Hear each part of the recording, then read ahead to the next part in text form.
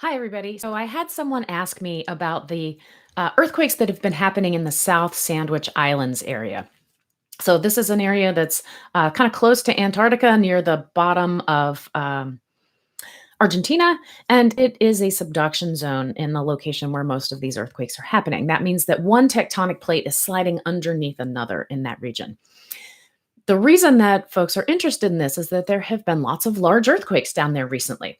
This whole thing started about a week ago where there was a magnitude 7.5.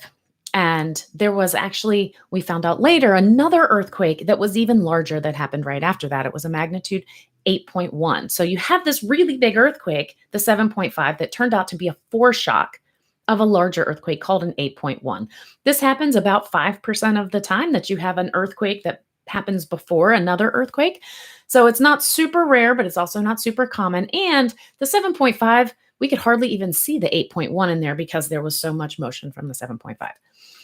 There was recently another 7.1. And so people are going, what is happening? And that totally makes sense, right? It's important to ask those questions. In order to understand what's happening there, we have to understand what happens after any large earthquake. So an earthquake that happens before a bigger earthquake is called a foreshock. The biggest earthquake in a sequence is called the main shock. And then there's always bunches of earthquakes that happen after a main shock called aftershocks. Aftershocks are regular earthquakes. They just happen to occur as a result of another earthquake, and they happen within a particular time and space related to that main shock. And as it turns out, there are several pretty well established relationships that can describe aftershocks and that tell us something about what will happen in an aftershock sequence. One of those we don't need to talk about. It's called Omori's Law, and it tells us about the rate of decay of earthquakes through time, or how quickly earthquakes are going to decrease, these aftershocks. The thing that's interesting for this South Sandwich Islands earthquake sequence is something called Bath's Law. And Bath's Law tells us that the relationship between the main shock and its largest aftershock is actually pretty constant. It's usually 1.1 to 1.2 units of magnitude less than the main shock. So with the earthquake in the South Sandwich Islands, the main shock was a magnitude 8.1.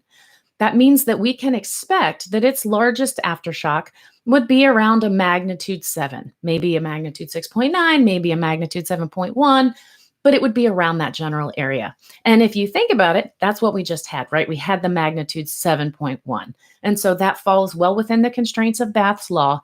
This isn't crazy or unexpected. This is just how earthquake sequences work.